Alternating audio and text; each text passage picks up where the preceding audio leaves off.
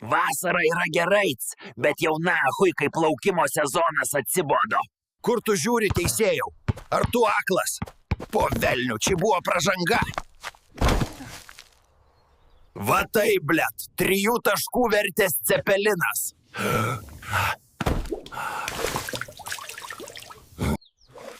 Žalgirio fanai, davai pro galinį įėjimą pizdinate.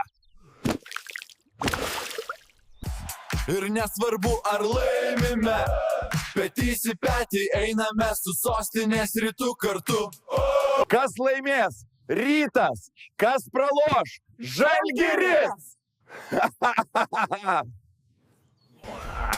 Čia kas per nesąmonę? Neliko Ryto marškinėlių. Žalių tai tikrai, blet, nepirksiu. Nu tu kurva, išpirko visus Ryto marškinėlus, dabar reikia chuinę kokią užsiiminėti.